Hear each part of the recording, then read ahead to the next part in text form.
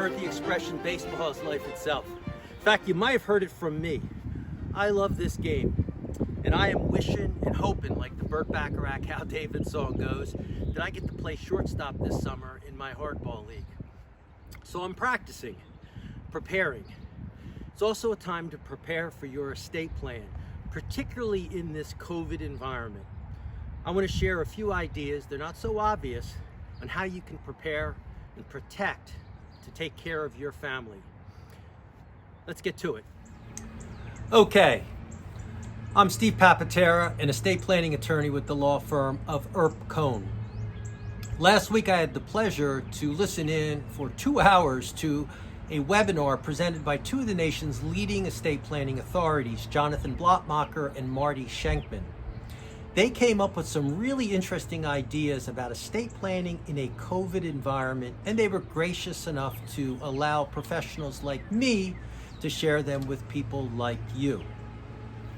By the way, if you hear birds chirping or whatever else is going on outside, it's a beautiful day in Moorestown, New Jersey. I love nature, and in these times, a little joy is a good thing. As Shakespeare said, joy comes well in such a needy time. So we're just going to go with whatever you hear in the background. First, let me say, core estate planning documents. If you don't have them, you've got to get those taken care of right away. A will, probably trust provisions, financial power of attorney, and a healthcare directive, which would encompass a living will, typically healthcare proxy, an agent named to make healthcare decisions if you're unable to do so, and appointment of an agent under a HIPAA release who would have access to medical records and the ability to communicate with your healthcare providers. Okay, idea number one. You have probably heard of the antiviral drug remdesivir. It's what's being used now to treat COVID. You want to make sure in your living will that you don't have an express provision against experimental treatments, because remdesivir right now is considered experimental. You also similarly want to make sure that you don't have a provision against intubation, because intubation is how you would get hooked to a ventilator. And finally, you might want to look at something called a living will addendum. This is a living will that would supersede your existing living will if we are in a COVID environment. There would be provisions most likely dealing with visitations, quarantining, and very importantly, provide for the ability for you and your agents and your healthcare professionals to communicate in less traditional means, for example, by Zoom call. Idea number two is this notion of an emergency envelope. Now, hopefully you have key contacts and medications, core documents in some kind of cloud portal or electronic vault. But in addition to that, you may want to have an envelope that literally you can pick up, grab and go with it, that houses all this information in physical form.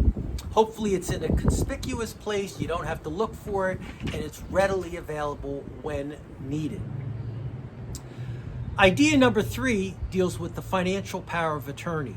Many clients still have springing powers of attorney, that is, powers of attorney which only take effect upon certification by one or even more doctors. With travel limitations and the workload of doctors in a COVID environment, this would be very hard to implement. Idea number four is making sure that your retirement benefits sync up with your estate plan. Now, new legislation, the Secure Act, has kind of been eclipsed by the pandemic, but this is a major legislative change to retirement benefits. So you want to take a look and make sure that your retirement benefits are handled properly. The Secure Act makes it easier for people to save for retirement, but it eliminates certain benefits such as the lifetime stretch out for inherited IRAs and 401ks and other retirement benefits. There are also, however, some exceptions, such as for minor children, surviving spouses, and disabled children. And certainly you want to make sure with disabled children that you don't disqualify that person from needed government benefits. There's a lot to look at, possible Roth conversions, but this is an ideal time to look at your retirement benefits and also to consider having those benefits paid to a trust, sometimes called now an accumulation trust, which can be very flexible. Trusts in general are a really good idea. They're so flexible and you can amend them more easily than other documents. Something that you definitely want to consider. So I hope you found this helpful. There's more information about the Secure Act and what I've discussed on the website of IRP-CONE, www.irpcone.com. And I also hope that you and your family stay safe and healthy during these unprecedented times. Thanks so much for watching. Again, I'm Steve Papatera. Thank you. Okay, back to practicing.